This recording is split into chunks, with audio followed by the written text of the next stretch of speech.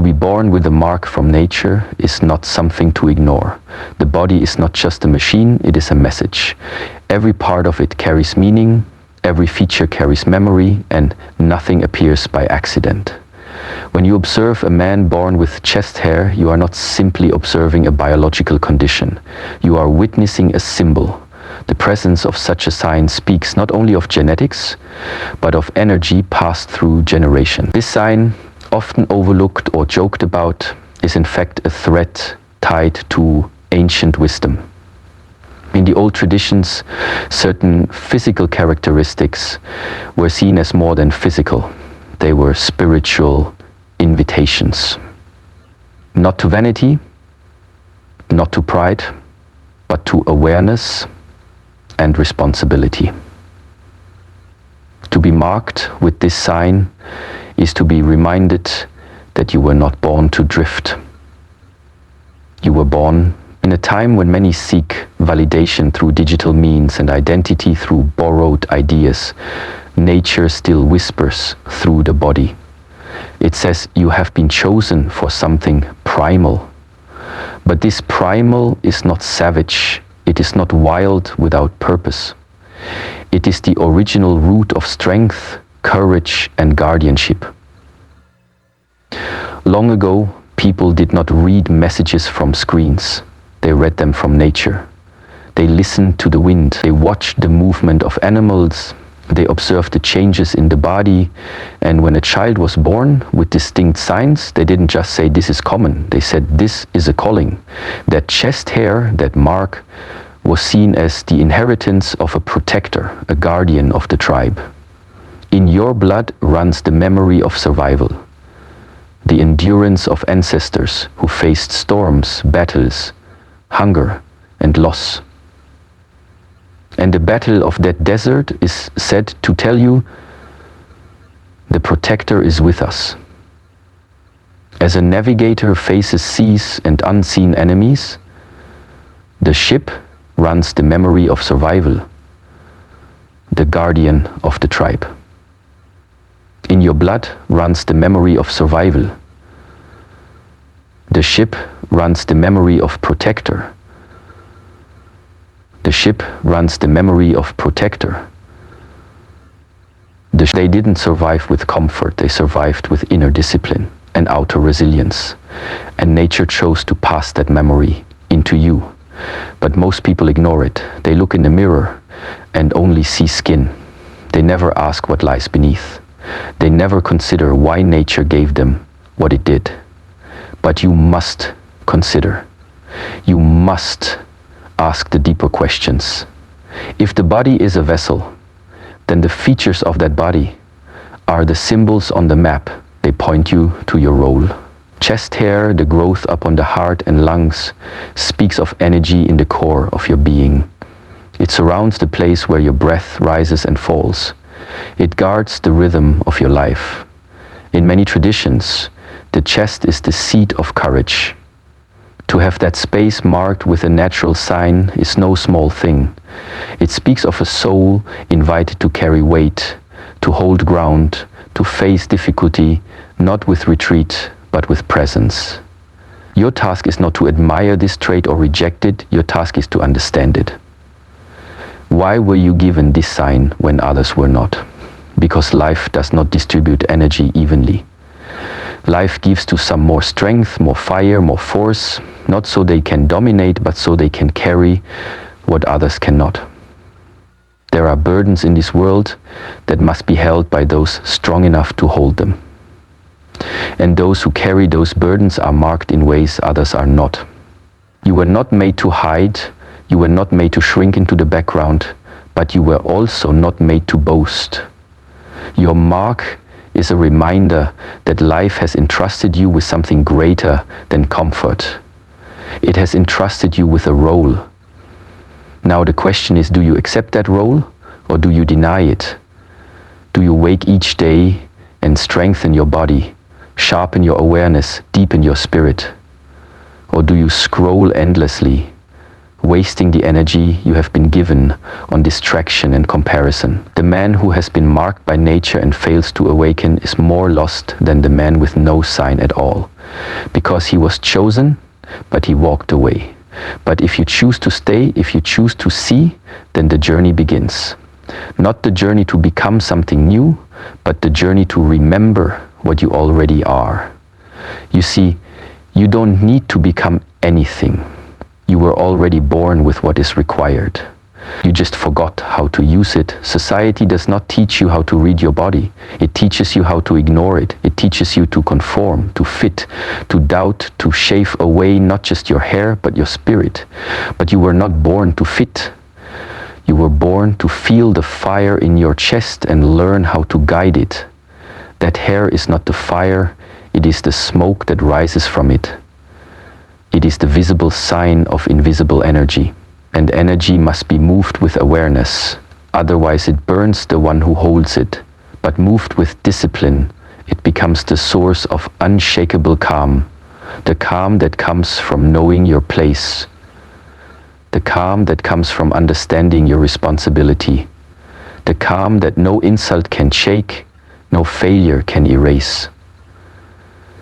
You don't need to prove anything to anyone.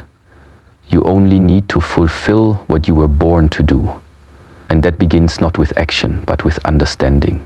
Look at the sign you were given. Don't worship it. Don't ignore it. Just understand it. And through that understanding, walk the path. Each morning, return to this awareness. Each day, walk with that quiet force in your chest. Not loud, not proud, but fully present. This is the first lesson.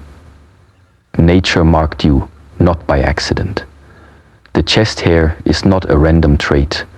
It is a message, and messages are for those who listen. If you've heard this one, then now is the time to act. Not with haste, but with clarity. You were chosen, not because you are better, but because you are meant to become more aware.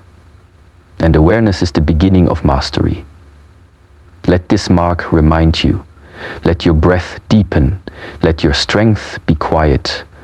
And let your life reflect the purpose for which you are marked. The fool is primed with mystery. The fool is Robert Brinken. Let your life reflect the purpose for which you are marked. Power is not given for decoration. It is not meant to feed the ego or inflate the self-primageur. Power is a responsibility that begins with awareness and must be cultivated through discipline. Many are born with the marks of strength, but live as if they are powerless. They confuse appearance with ability and energy with entitlement. To have masculine force in your body is not a reason to dominate. It is a reminder to refine. Just as fire can warm or destroy, masculine energy can protect or consume. The direction of that force depends entirely on the presence of self-discipline. Without it, strength becomes danger. With it, strength becomes guidance. And this is where most fall. By failing to realize that the body is not just muscle and bone, but a mirror of the mind.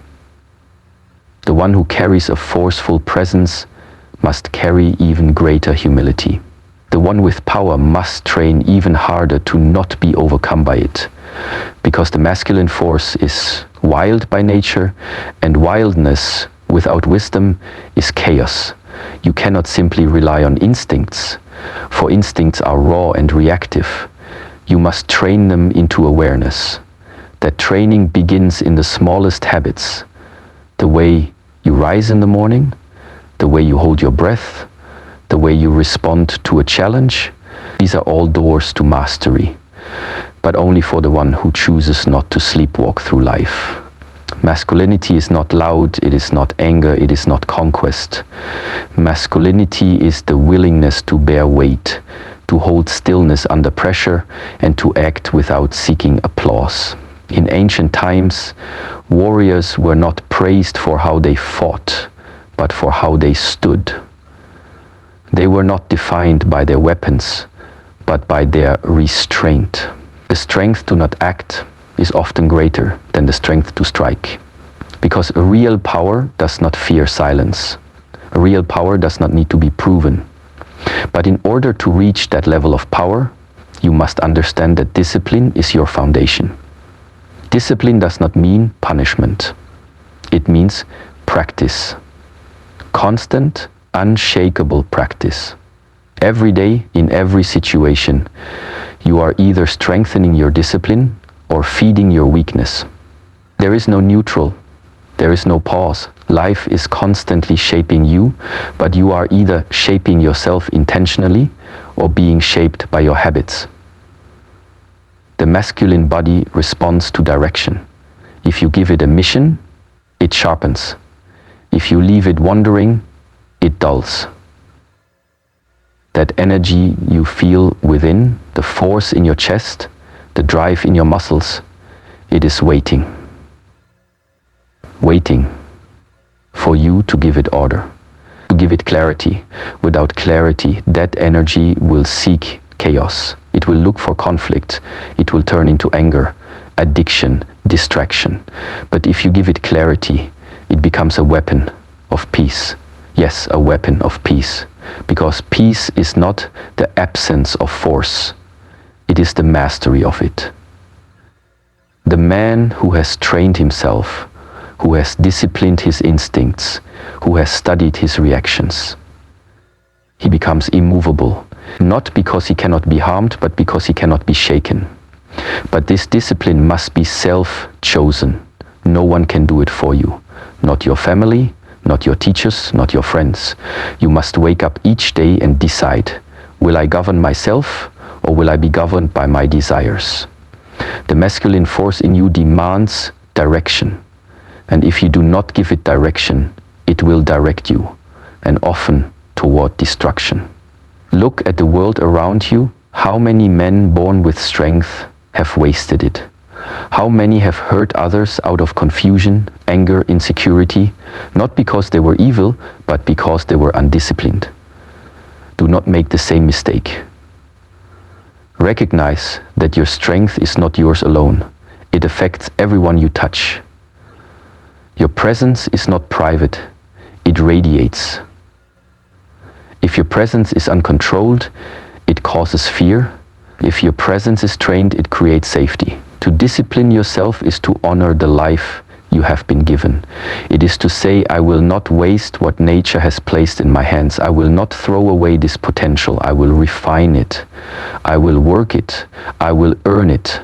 That is what the masculine journey is about. Not showing strength, but shaping it. Every man must build himself in the fire of practice. No shortcut, no comfort, just steady movement toward mastery. When others sleep, you rise. When others complain, you breathe. When others react, you remain calm. That is the way. It does not matter how far you are now. It matters that you begin, that you choose, that you say yes to the responsibility given to you at birth. Responsibility is not weight that crushes. It is weight that grounds you.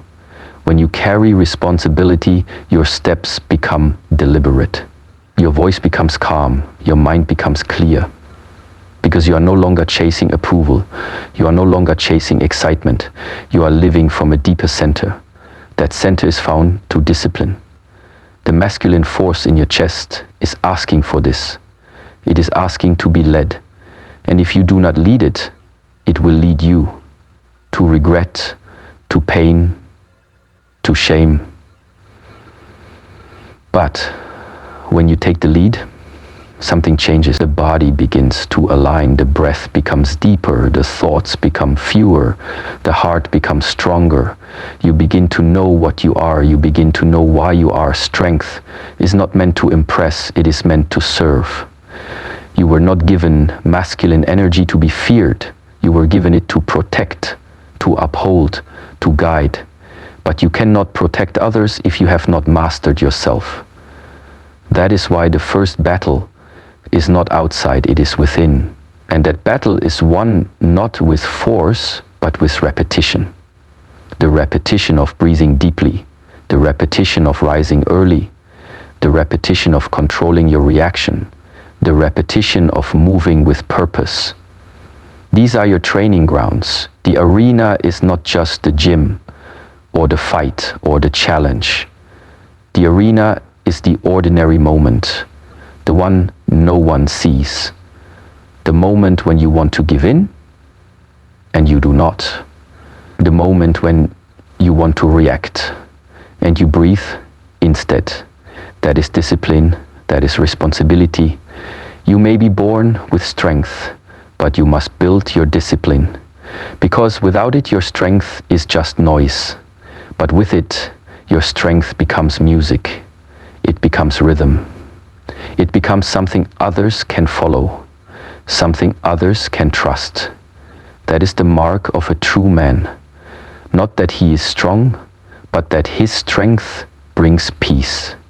To reach that, you must commit. Not once, every day, you must choose the path of mastery, the path of practice, the path of discipline. Because masculine force without discipline is dangerous. But masculine force guided by discipline, that is divine. The body is not just a collection of flesh and bones. It is the doorway through which you experience this life. It speaks to you constantly, not in words, but in sensations, reactions, tension, release. When you become aware of the body, you begin to open a deeper understanding of yourself.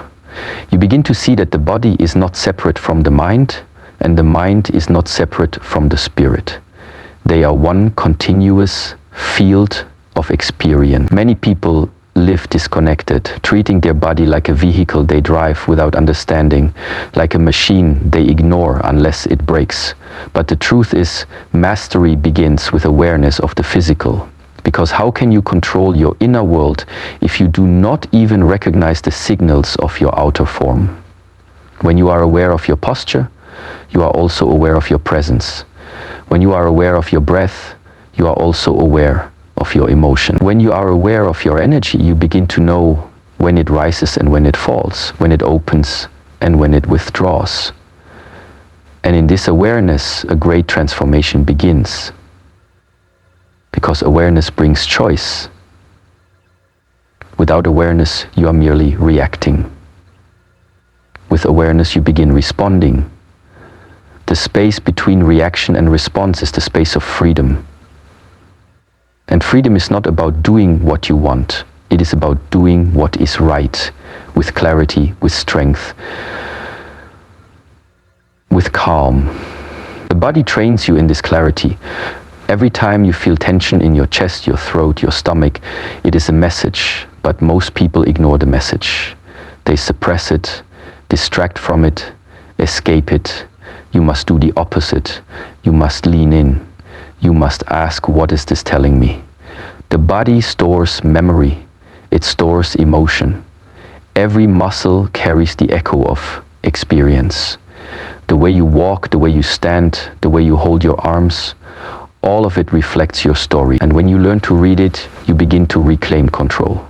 Because your body is always honest. The mind can lie, the tongue can deceive, but the body speaks truth. If you are anxious, it shows.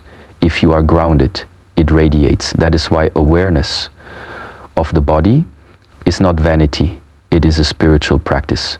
It is the foundation of stillness. If you cannot sit with your body, you will never sit with your mind. If you cannot breathe through discomfort, you will never breathe through adversity. Training the body is training the self. This is why movement matters. Not to impress, but to understand. Not to display, but to align.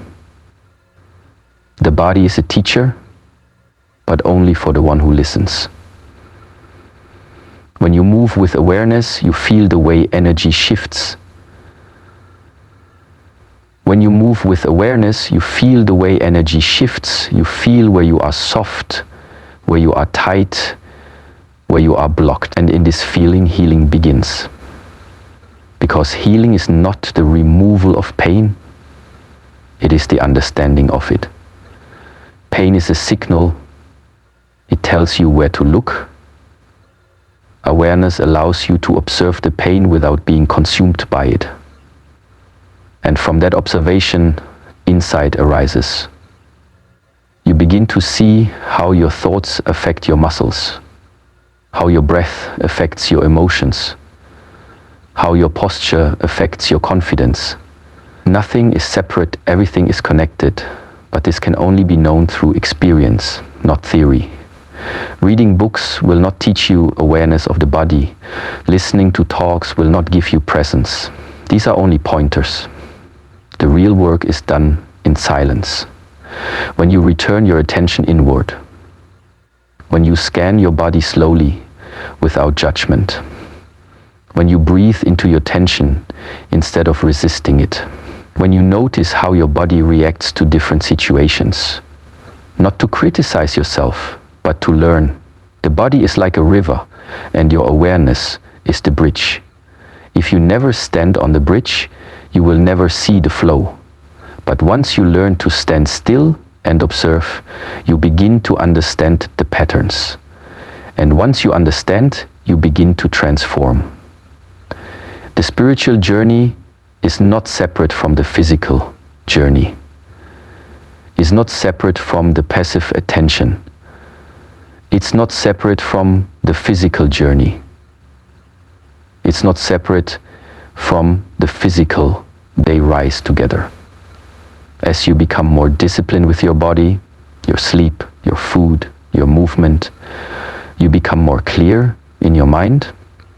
As you become more calm in your breath, you begin to see more clearly through the chaos of thoughts. The energy within you starts to balance. You no longer waste it in endless reaction. You begin to gather it, to concentrate it, to direct it. And this is where mastery begins. Because the one who can direct their energy is no longer a slave to the world. They become a creator. Not a creator of things, but a creator of space, of peace, of clarity. And others feel it. You do not need to speak to change the atmosphere. Your presence speaks. Your stillness speaks. Your awareness speaks. This is why it is said that the body is a temple. Not because it is sacred in appearance, but because it holds sacred power. But power without awareness is dangerous. So you must train yourself daily in the art of returning to your body. Not to force it, but to listen. Not to control it, but to understand. Through this understanding, your life changes. Because you stop chasing things outside. You stop blaming others. You stop waiting for the world to fix your discomfort. Instead, you sit, you breathe, you observe, you respond, and slowly, layer by layer, the noise dissolves. What remains is clarity. What remains is strength. What remains is presence. That presence becomes your guide. It tells you what is needed in each moment. You stop needing rigid plans because you are no longer operating from fear. You are flowing from awareness. And from that awareness, you begin to trust your body again. You begin to feel safe within yourself. You begin to live from the inside out, not the outside in.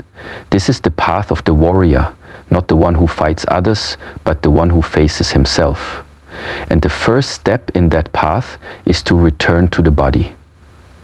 Because the body is the gateway to the breath is the gateway to the mind is the gateway to the soul, and the soul is the source of your purpose.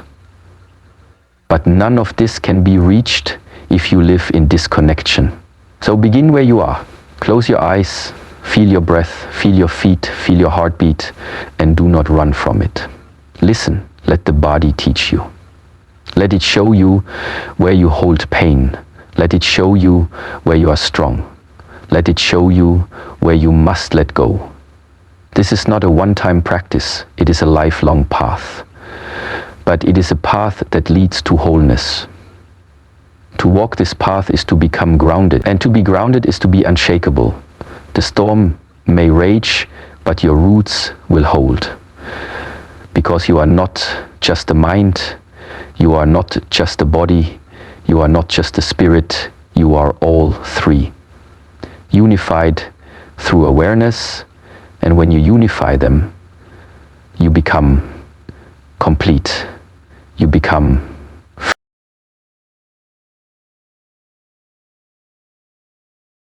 There is a tendency in the human mind to grasp. When something feels special or unique, the ego wants to hold it, to claim it, to build an identity around it. If someone is born with a trait that stands out, they may begin to see it not as a symbol to understand, but as a trophy to show. This is where many people go astray. They turn what was meant to awaken them into something that limits them. A trait like chest hair, which may carry symbolic meaning, is not a badge to flash in pride. It is not a status to be worshipped. It is a whisper, not a shout. It is a signal to look within, not a reason to stand above. When you are given a sign by nature, it is not for you to build your ego around it. It is for you to remember something deeper and walk the path of humility and responsibility. The mistake begins when a man thinks that the sign itself is the power. He begins to identify with the symbol and forget the substance. He becomes focused on being seen rather than on seeing clearly. He feeds his pride with the outer expression and ignores the inner cultivation. But that is not the way. The way is to accept the sign as a reminder, not a definition. It is like a compass. It points, but it is not the journey itself. It is like a doorway. It opens, but it is not the room. When you attach to the outer form, you lose the essence. The form was meant to dissolve in awareness, to vanish as the inner realization grows. Holding onto the form is like staring at the finger pointing to the moon and never seeing the moon. The trait you were born with is not something you earned. It was gifted. And when something is gifted, it must be held with reverence and gratitude, not with entitlement. Entitlement clouds judgment. It distorts your vision. It makes you believe you are already where you are meant to be. But the truth is, the sign is only the beginning. The work lies in what you do with it. Do you use it as a reminder, to practice, to observe, to grow? Or do you use it as a way to feel superior, to demand respect without offering value? The latter path leads to emptiness. The former leads to transformation. Spiritual growth begins with letting go of identity. The moment you say, "This trait makes me special," you have already stepped into illusion. Because the spirit does not care for appearance. It does not measure strength by hair, height, voice, or fame. The spirit only sees energy, presence, clarity. These cannot be faked, these cannot be decorated. They must be lived, they must be earned through awareness, through discipline, through action. So the invitation is this: accept the trait, understand the trait, then release the trait. Let it do its work quietly, then let it go. Because once the lesson is understood, the symbol no longer matters. Ego wants to be chosen. It wants to be different. It wants to be elevated. But the true path is about dissolving that need. The man who truly understands himself no longer needs to show anything. He no longer needs to prove anything. He becomes simple, still, and deep. His presence speaks louder than his features. His silence is more powerful than his display. He does not wear his traits like armor. He carries them like a silent prayer. He lets others speak while he listens. He lets others react while he remains grounded. Because he knows being chosen does not mean being above. It means being responsible. And responsibility is never loud. So when you look at yourself, when you see the hair on your chest, let it be a private reminder. Not a reason to be praised, but a reason to rise. Let it push you to walk straighter, to speak with more clarity, to live with more intention. Let it remind you to breathe deeply, to respond instead of react, to offer instead of demand. And when others notice it, do not turn it into a performance. Do not feed the need to be validated. Just smile and return to your center. Because the one who knows himself does not need to be seen by others. He is seen by life. He is seen by truth. And truth is enough. Attachment is always a trap. Even attachment to a gift, even attachment to a strength. If you cling to it, it will control you. It will define you. And anything that defines you limits you. Freedom begins with letting go of definitions. Saying, I am this is the beginning of separation. But saying, I am awareness of all things is the beginning of unity. You are not your chest hair. You are not your body. You are not even your name. You are the one observing all of it. And that observer has no form, no boundary, no pride. That observer is clear, calm, and eternal. When you rest in that awareness, every trait becomes a tool, not an identity. Every sign becomes a message, not a mirror. Do not fall into the illusion of uniqueness. You are not unique because of how you look. You are unique because of how you see, and the more clearly you see, the less you need to be seen. Let that sink in. The more clearly you see, the less you need to be seen. That is freedom, that is peace, that is power. So allow your traits to come and go, let them rise and fall, observe them like clouds in the sky, learn from them, then let them pass. Cling to nothing, worship nothing, and in that emptiness you will find the fullness of being. This path is not for everyone. It is easy to build identity. It is hard to dissolve it. It is easy to show strength. It is hard to sit in silence. But silence is where truth lives. Stillness is where clarity is born. And the one who returns to this place again and again becomes a source of light. Not because he tries to shine, but because he no longer hides. He no longer seeks. He no longer needs. He no longer seeks. He no longer needs. He simply is. And that presence transforms everything. So yes, you were born with something that stands out. You were born with a mark. But that mark is not your name. It is a symbol. It points you to the path. It calls you to deeper practice. But it is not the path itself. You must walk, you must train, you must fall and rise.